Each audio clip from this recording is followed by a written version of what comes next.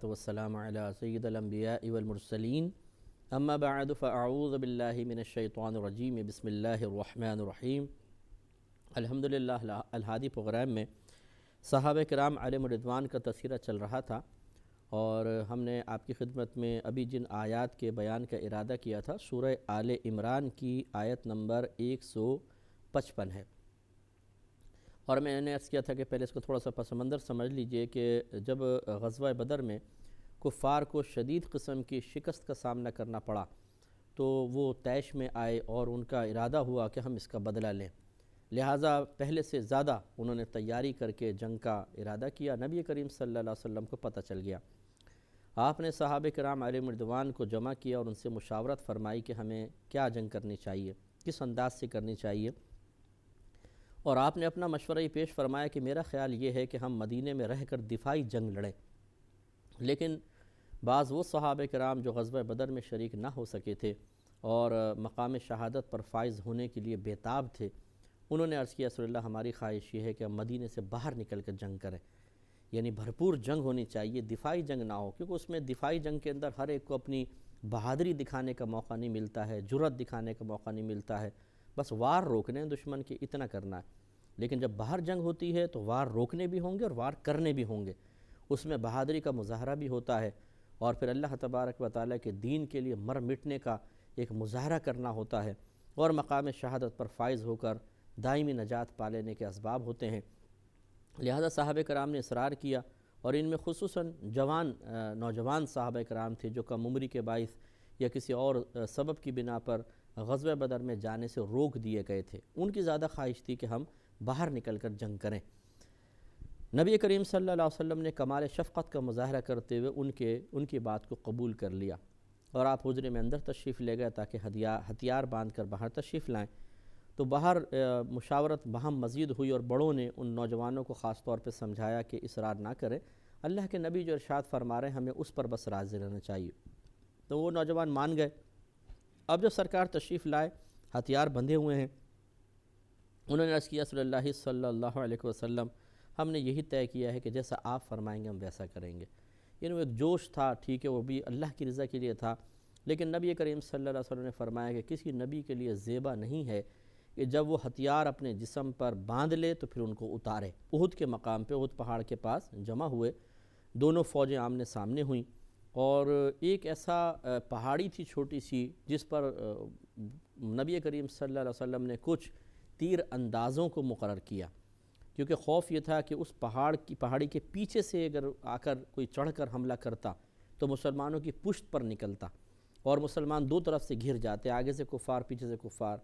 تو اس لیے نبی کریم صلی اللہ علیہ وسلم نے وہاں پہ صحابہ کرام کے گروہ کو کھڑا کر دیا اور ان سے فرمایا کہ چاہے کچھ بھی ہو جائے تم اس مقام کو نہ چھوڑنا۔ ان کا جی جیسا آپ کا حکم۔ اب جنگ شروع ہوئی، مسلمان بڑی بہادری سے لڑے اور کفار کے قدم اکھڑ گئے، اور مسلمان غالب آئے، کفار بھاگے، مسلمان ان کے پیچھے بھاگے، اور کفار اپنا مال و اسباب چھوڑ کر نکل گئے۔ اب جو درے پہ جو اوپر موجود تھے پہاڑ پر، جب ان لوگوں نے دیکھا کہ کفار بھاگ رہے ہیں تو انہوں نے نعرہ تکبیر بلند کیا اور خوش ہو گئے کہ شاید ہم لوگ جنگ جیت گئے ہیں، اور انہوں نے اترنے کا ارادہ کیا کہ چلو ہم بھی اترتے ہیں اور یہ مال و اسباب ہم سمیٹتے ہیں۔ تو چند صحابہ کرام ایسے تھے جو وہاں پر رہے، انہوں نے ان کو سمجھایا کہ دیکھو نبی کریم صلی اللہ علیہ وسلم نے فرمایا تھا نا کہ یہاں سے ہٹنا نہیں۔ انہوں نے کہا کہ دیکھیں ہمارا خیال یہ ہے کہ نبی کریم صلی اللہ علیہ وسلم نے حالت جنگ میں یہ فرمایا تھا کہ ہٹنا نہیں، اب تو جنگ ختم ہو گئی ہے، ہم جنگ جیت گئے ہیں، کافر بھاگ گئے ہیں، تو اس لیے ہم چلے جاتے ہیں۔ یہ ایک اجتہادی خطا تھی، آپ غور کریں، کوئی نافرمانی کا ارادہ نہیں تھا، اجتہادی خطا۔ ایک اپنے اجتہاد پر قائم ہے ایک صحابی، ایک گروہ، وہ کہتا ہے کہ نہیں یہاں سے ہٹنا نہیں چاہیے، ہمارا وجدان یہ کہتا ہے، ہمارا اجتہاد یہ کہتا ہے کہ نبی کریم کا حکم دونوں قسم کی حالتوں کے لیے تھا، حالت جنگ کے لیے بھی، حالت امن کے لیے بھی، غلبے کی حالت کے لیے بھی، مغلوبی والی حالت کے لیے بھی، اس لیے ہم تو یہاں سے نہیں ہٹیں گے۔ دوسروں نے قیاس کیا، گمان کیا، اپنے علم کے مطابق یہ نتیجہ نکالا کہ نبی کریم صلی اللہ علیہ وسلم کا مقصود مبارکہ صرف مغلوبی کی حالت میں تھا یا پھر حالت جنگ میں تھا، کہ ہم مغلوب ہوں یا حالت جنگ ہو تو یہ درہ نہ چھوڑا جائے، غلبے کی حالت میں کیا ضرورت ہے کہ ہم یہاں پر رہیں، چنانچہ وہ نیچے اتر آئے۔ حضرت خالد بن ولید جو ابھی ایمان لے کر نہیں آئے تھے اور جنگی معاملات سے بہت زیادہ باخبر تھے اور بڑے ماہر تھے جنگ کرنے میں، آپ نے وہ پہلی درہ دیکھ لیا تھا کہ اگر اس کے پیچھے سے آ کر حملہ کیا جائے تو مسلمانوں کو زیر کیا جا سکتا ہے، تو وہ وہاں سے اپنے کچھ شہ سواروں کے ساتھ، گھڑ سواروں کے ساتھ وہاں سے آئے پیچھے سے، اور لازم سی بات ہے کہ چونکہ چند ہی 4-5 صحابہ رہ گئے تھے درے پہ، تو آسانی سے چڑھ کر آئے اور ان کو شہید کیا اور پیچھے سے اترے۔ وہی جنگ جو مسلمان جیت رہے تھے، جب پیچھے سے حملہ ہوا تو مسلمان گھبرا گئے اچانک، اور اس طرف پلٹے۔ جب ادھر کو پلٹے تو جو بھاگتے ہوئے کفار تھے ان کی حوصلہ افزائی ہوئی، وہ بھی پلٹے اور انہوں نے بھرپور حملہ کیا، شدید قسم کا حملہ کیا، اور ایسا حملہ ہوا کہ صحابہ کرام کو کچھ سمجھ میں نہیں آ رہا تھا کہ کیا کریں۔ ذرا اس پس منظر کو آپ دیکھیں اور اس ماحول میں اتریں، آپ تھوڑا سا غور کریں کہ میدان جنگ ہے، پیچھے سے حملہ ہے، آگے سے حملہ ہے، کوئی موبائل تو تھے نہیں ہاتھ میں، ہاں بھی کیا ہو گیا، پیچھے سے حملہ ہو گیا، اچھا جی ایسا کر دو ویسا کر دو، اور ایسا بھی نہیں تھا کہ صاف ستھرا ماحول ہے، کسی پہاڑیوں کے پیچھے چھپے ہوئے گن سے فائر کر رہے ہیں، بلکہ وہ تو میدان میں اترے ہوئے ہیں، اور میدان میں چلنے پھرنے کی وجہ سے دھول اڑ رہی ہے، دھول مٹی ہر طرف، 2 قدم دور آدمی نظر نہیں آ رہا صحیح طریقے سے کہ کون ہے کیا نہیں ہے، اور اس میں جب افراتفری مچ جائے تو آپ سوچئے کیا ہوگا۔ تو ہوا یہ کہ تمام صحابہ کرام ادھر ادھر ہو گئے، گھبرا گئے، ایک دم معاملہ ادھر آگے پیچھے ہو گیا، اور یہ خبر ایک دم مشہور ہوئی کہ معاذ اللہ ثم معاذ اللہ نبی کریم صلی اللہ علیہ وسلم شہید کر دیے گئے ہیں۔ ایک روایت میں اس کے بارے میں ہے، تو صرف نبی کریم صلی اللہ علیہ وسلم کے پاس 13 یا 14 صحابہ رہ گئے، باقی سب ادھر ادھر ہو گئے۔ یہ نہیں کہ وہ نبی کریم صلی اللہ علیہ وسلم کو چھوڑ کر جان بوجھ کے بھاگے ہیں، بلکہ افراتفری ہے، کچھ سمجھ میں نہیں آ رہا کیا کریں، اچانک پڑی ہوئی افتاد تھی، آگے سے بھی پیچھے بھی۔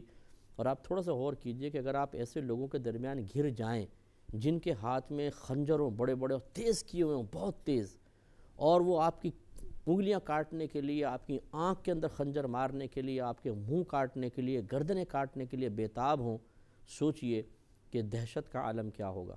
صحابہ کرام علیہم الرضوان تو خیر بچپن سے یہ جنگیں دیکھتے آئے تھے، اور یہ خون خرابہ، اعضاء کا کٹ کے گرنا اور بلڈ کا نکلنا، یہ سب وہ دیکھتے رہے تھے، لیکن بہرحال ایک فطری لحاظ سے، ایک طبعی لحاظ سے اچانک پریشانی تو تھی، افتاد تو تھی، تکلیف تو ہر ایک کو محسوس ہوتی ہے، جب کھال کٹتی ہے، گوشت کٹتا ہے، ہاتھ کٹ کے لٹک جاتے ہیں، آنکھیں باہر نکل آتی ہیں، تکلیف تو ہوتی ہے، اذیت ہوتی ہے۔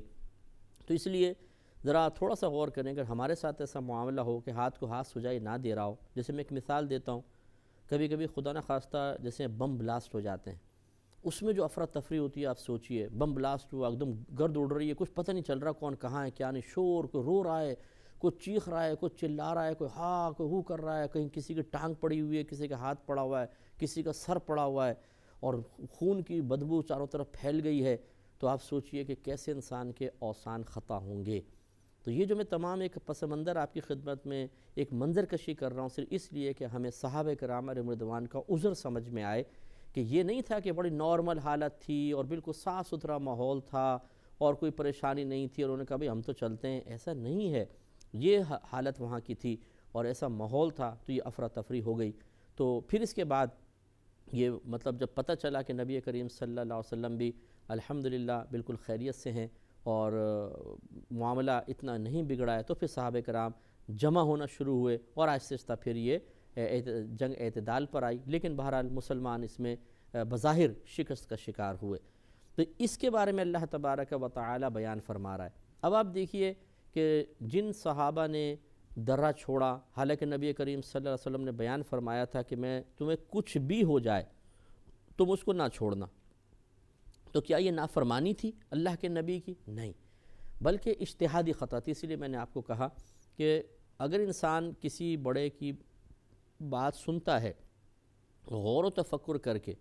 اگر وہ اس کا وہ پہلو لے لیتا ہے کہ جو پہلو واقعی نکلتا ہو، اس پہلو کا احتمال ہو، اس بزرگ کا کلام اس پہلو کو بھی شامل ہو، اور وہ اس پہلو کو اختیار کرنے میں خطا میں مبتلا ہو جائے، تو کوئی گرفت نہیں ہے۔ جیسے مثال کے طور پہ کوئی ایک والد صاحب اپنے بیٹے سے کہیں بیٹا دیکھو روزانہ جلدی گھر آ جانا، اب یہ بظاہر ایک آرڈر ہے، اب 2 بھائی ہیں، ایک بھائی جلدی گھر آ گیا باپ کا حکم مان کے، دوسرا بھائی کہتا ہے میں دوستوں کے ساتھ بیٹھا ہوا ہوں، تو دوسرا بھائی جو جلدی آ رہا ہے یہ کہتا ہے کہ تم نے سنا نہیں تھا ابا جان نے کہا تھا جلدی گھر آ جانا؟ وہ بھائی کہتا ہے بھائی والد صاحب کے کہنے کا مطلب یہ تھا کہ اپنے گلی محلے میں آ جانا، باہر کا ماحول بڑا خراب ہے، روڈوں پہ بم بلاسٹ ہو رہے ہیں، گولیاں چل رہی ہیں، اور میں تو گھر کے بالکل برابر میں بیٹھا ہوں، والد صاحب کے کہنے کا مطلب یہی تھا کہ کہیں باہر نہ جانا۔ اب دیکھیں مطلب دونوں نکال رہے ہیں، ایک بھائی کہہ رہا ہے نہیں والد صاحب نے کہا تھا بس 11 بجے سے پہلے پہلے گھر میں آ جانا، اور دوسرا کہتا ہے ان کے کہنے کا مطلب یہ تھا کہ باہر کہیں نہ جانا۔ اب ہو سکتا ہے کہ والد صاحب واقعی وہ کہنا چاہتے ہوں جو باہر بیٹھے ہوئے بھائی نے سمجھا، اور یہ بھی ہو سکتا ہے کہ والد صاحب وہی کہنا چاہتے ہوں جو اندر آنے والے بھائی نے سمجھا۔ اب ان دونوں میں سے اگر کسی کی خطا ہو بھی جاتی ہے، سمجھنے میں غلطی ہوتی ہے، تو گنجائش نکل سکتی ہے۔ یہاں پر بھی یہ معاملہ ہوا، چنانچہ اللہ تعالیٰ نے اس پہ مہر مطلب توثیق لگا دی کہ واقعی یہی بات بالکل صحیح ہے کہ ان سے اجتہادی خطا ہوئی تھی، اور جس سے اجتہادی خطا ہو اس کو نافرمانی میں شمار نہیں کرتے ہیں، اسے گناہ نہیں کہتے ہیں، اور جب وہ گناہ نہیں ہے، نافرمانی نہیں ہے، تو اللہ تبارک و تعالی نے کوئی ان کے لیے سزا مقرر نہیں فرمائی، ان کے لیے کوئی وعید نہیں آئی، بلکہ اللہ نے ان کے لیے ایک مدح کے کلمات بیان فرما دیے۔ وہ کیا ہیں وہ دیکھیے ذرا۔ اللہ تعالیٰ فرماتا ہے ان الذین تولوا منکم یوم التقى الجمعان، بے شک وہ لوگ جو تم میں سے پھر گئے تھے اس دن جس دن دو جماعتیں، دو گروہ آمنے سامنے ایک دوسرے سے ملے تھے۔ اب یہ وہ صحابہ کرام کا تذکرہ ہے جو حالت جنگ میں پریشان ہو کے تتر بتر ہو گئے تھے۔ اللہ تعالیٰ فرماتا ہے کہ انما استزلهم الشیطان ببعد ما کسبوا، انہیں شیطان ہی نے لغزش دی ان کے بعض اعمال کے باعث، یعنی اس میں اجتہادی خطا ہوئی، یہ اپنی سوچ اور فکر کی خطا تھی، لیکن اس میں یقینی سی بات ہے کہ شیطان کی خوشی کا سامان تھا، کیونکہ مسلمان شکست سے دو چار ہوئے، تو اس لیے اللہ تعالیٰ نے اس کو یہ فرمایا کہ اپنے بعض اعمال کے باعث کہ انہوں نے درہ چھوڑ دیا اور نیچے آ گئے، اس اعمال کے باعث گویا کہ انہوں نے ایک ایسا کام کیا جو بظاہر شیطان کی طرف سے محسوس ہوتا ہے کہ شیطان نے لغزش میں مبتلا کر دیا۔ تو اگر واقعی صرف شیطانی لغزش کا یہ نتیجہ ہوتا تو گناہ ہوتا، اور جب گناہ ہے تو اس پہ آدمی قابل سزا ہوتا، اور نبی کریم صلی اللہ علیہ وسلم بھی ان کے لیے سزا مقرر فرماتے، اللہ تعالیٰ کو وعید نازل فرماتا، لیکن ایسا نہیں ہوا، بلکہ اللہ تعالیٰ فرماتا ہے وَلَقَدْ عَفَى اللَّهُ عَنْهُمْ، اور ضرور بے شک اللہ تبارک و تعالیٰ نے ان سے درگزر فرما لیا۔ دیکھیے عفا اللہ عنہم، ان سے درگزر فرما لیا، ٹھیک ہے اجتہادی خطا تھی، درگزر کر دیا۔ ان اللہ غفور حلیم، بے شک اللہ تعالیٰ بہت بخشنے والا، حلم والا ہے، بردبار ہے۔ بردبار ہم عام سینس میں جب کہتے ہیں تو اس شخص کو کہتے ہیں جو سوچ سمجھ کے فیصلہ کرنے والا ہو، جلد بازی نہیں کرتا، غور و تفکر، اس کی نگاہ بڑی گہری ہے، سوچ بڑی گہری ہے، فکر بڑا طویل ہے، اسے کہتے ہیں بڑے بردبار آدمی ہیں، روب دبدبے والے۔ تو اللہ تبارک و تعالیٰ اپنی شان کے لائق بڑے حلم والا ہے۔ تو معلوم یہ ہوا کہ دیکھیں اللہ تبارک و تعالیٰ ان صحابہ کرام علیہم رضوان کے لیے عام معافی کا اعلان فرما رہا ہے۔ اس کا مطلب یہ ہوا کہ صحابہ کرام علیہم رضوان سے نافرمانی، اللہ نے ان کو نافرمانی سے محفوظ کر دیا تھا، اجتہادی خطا سے درگزر فرمایا، اجتہادی خطا معاف ہوتی ہے، اور معافی کا یہ اعلان قیامت تک کے لیے بیان فرما دیا۔ اس سے معلوم ہوا کہ بعض لوگ جب سیرت کی کتابیں پڑھتے ہیں، یہ آپ توجہ رکھیے گا کہ بعض لوگ ہر ایک کی سیرت کی کتاب اٹھا لیتے ہیں، کوئی بھی بس سیرت نگار ہے اس نے واقعات لکھے اٹھا لیے، اور بعض سیرت نگار خود میں نے ایسے پڑھے ہیں کہ اتنی بدتمیزی کے ساتھ وہ صحابہ کرام کا تذکرہ کرتے ہیں، خصوصاً اس قسم کے معاملات میں، پھر اپنے ذاتی کمنٹس دیتے ہیں اس کے اوپر، تبصرہ کرتے ہیں صحابہ کرام کے معاملات کے اوپر، اور اتنا وہ خطرناک قسم کا تبصرہ ہوتا ہے کہ عام آدمی اس کو پڑھے تو صحابہ کرام سے بدظن ہو جائے، معاذ اللہ اس طرح کی برائی کے الفاظ بیان کرتے ہیں۔ انہیں جب یہ لکھ رہے ہونا تو انہیں ذرا قرآن کی آیات پر بھی غور و تفکر کرنا چاہیے کہ آپ کون ہوتے ہیں صحابہ کرام علیہم رضوان پر تبصرہ آرائی کرنے والے، جبکہ ان کے رب نے ان تمام معاملات کے باوجود قرآن عظیم میں ان کے لیے معافی کا عام اعلان کر دیا، تو آپ کون ہوتے ہیں تبصرہ کرنے والے؟ آپ زیادہ سمجھدار ہیں۔ اس میدان جنگ میں اگر یہ لکھنے والا ہوتا تو میرے خیال میں یہ تو کسی پہاڑی کے پیچھے بیٹھا ہوتا جا کر، وہ تو پھر بھی چلو میدان میں رہے تھے۔ تو اس لیے آج اس دور میں پیدا ہونے کے بعد، اس ماحول میں آپ پیدا نہیں ہوئے، اتنے عرصے بعد پیدا ہوئے، قلم اٹھا کے اگر آپ یہ سمجھیں کہ آپ میں زیادہ جذبہ ہے، صحابہ کرام میں کم ہے، آپ زیادہ جوش رکھتے ہیں، ان میں نہیں تھا، آپ زیادہ اللہ تعالیٰ کے لیے قربانی دے سکتے ہیں، معاذ اللہ وہ نہ دے سکے، آپ نبی کریم صلی اللہ علیہ وسلم کے لیے زیادہ کچھ کر سکتے ہیں، وہ اس حد تک نہ پہنچ سکے، تو یہ خام خیالی اور بے وقوفی ہے۔ ایسے لوگ مکمل طور پہ دین پہ بھی نہیں چل رہے ہوتے، بعض اوقات ہم نے دیکھا ہے کہ وہ تو جانیں قربان کرنا دور کی بات، ذرا اپنے نفسانی خواہشات کو قربان کر لیں اپنے نبی کریم صلی اللہ علیہ وسلم کے لیے۔ تو اس قسم کے سیرت نگاروں کی کتابیں ہرگز نہ پڑھی جائیں۔ میں کسی کا پرٹیکولر نام نہیں لوں گا، کسی کتاب کا نام نہیں لوں گا، لیکن آپ کو یہ ضرور میں عرض کروں گا کہ آپ اگر کوئی سیرت کی کتاب پڑھنا چاہیں تو کسی اچھے مستند عالم دین سے مشورہ کریں، اس کے بعد پڑھیں، ورنہ یاد رکھیں بسا اوقات پوری کتاب اچھی ہوتی ہے لیکن ایک جملہ آپ کو تباہ کر دے گا، ایک جملہ بس وہ آپ پڑھیں گے اور وہ بات یہاں بیٹھ جائے گی دماغ میں، اور وہی آپ کے ایمان میں ایسا خلل پیدا کرے گی کہ پوری زندگی اس بگاڑ کو قائم رکھے گی۔ ایک ایک جملہ بعض اوقات انسان کو تباہ کر دیتا ہے، جیسے بعض اوقات ایک جملہ ہدایت کے لیے کافی ہوتا ہے، ایسے ہی ایک لکھا ہوا جملہ انسان کی گمراہی کے لیے بھی کافی ہوتا ہے۔ اس لیے کوشش کریں کہ محبت کرنے والوں کی سیرت پڑھیں، پیار کرنے والے، محبت کرنے والے، ادب اور احترام رکھنے والوں کی سیرت پڑھیں۔ انشاءاللہ آگے آنے والی آیات اور ان کی تفسیر ثابت کرے گی، ہم آپ کو بتاتے رہیں گے کہ صحابہ کرام علیہم الرضوان سے بدگمانی کرنا، ان کے بارے میں کوئی غلط قسم کی کے تاثرات رکھنا، اس تاثرات کا اظہار کرنا، غلط سوچ رکھنا، یہ تباہی ہے۔ اللہ ان سے راضی ہے، اللہ ان سے پیار کرتا ہے، اللہ ان سے محبت فرماتا ہے، اللہ تبارک و تعالیٰ نے ان کو نجات کے لیے منتخب فرما لیا، اللہ تعالیٰ نے ان کو جنت میں انبیاء علیہ السلام کے بعد سب سے اعلیٰ مقام دینے کا ارادہ فرما لیا ہے، کوئی صحابہ سے آگے نہیں بڑھ سکتا ہے۔ یہ سب آیات آپ کو انشاءاللہ ملیں گی، یہ مضامین ہم آپ کی خدمت میں عرض کریں گے۔ تو جب رب ان سے راضی، انہیں جنت میں اعلیٰ مقام دینے کے لیے راضی ہے، تو پھر آپ اور میں کیوں اپنی آخرت برباد کریں؟ بھئی دیکھیے نا کہ ایک مثال کے طور پہ میں سمجھانے کے لیے عرض کرتا ہوں بلا تمثیل، آپ ایک فیکٹری میں کام کرتے ہیں، فیکٹری سے آپ بڑی محبت رکھتے ہیں، اپنے فیکٹری مالک سے بڑی محبت رکھتے ہیں، اس مالک کا ایک بیٹا ہے، وہ بیٹا کبھی فیکٹری میں آتا ہے نقصان کر جاتا ہے، لیکن مالک جانتا ہے کہ میرا بچہ نقصان کرتا ہے، اور یقینی سی بات ہے اپنا بیٹا کچھ کر بھی رہا ہو تو آدمی درگزر کرتا ہے۔ اب آپ اس میں کام کرتے ہیں، آپ اس بچے سے بدظن ہو جاتے ہیں، اور ایک دن جب وہ کوئی نقصان کرتا ہے اس کو خوب مارتے پیٹتے ہیں، اور جا کے اپنے مالک سے کہتے ہیں حضور یہ آپ کی فیکٹری کو نقصان پہنچا رہا تھا، اس لیے میں نے اس کو مارا پیٹا ہے، آپ کی فیکٹری کی محبت میں، آپ کی محبت میں۔ تو بتائیے کیا آپ کو انعام ملے گا یا سزا ملے گی؟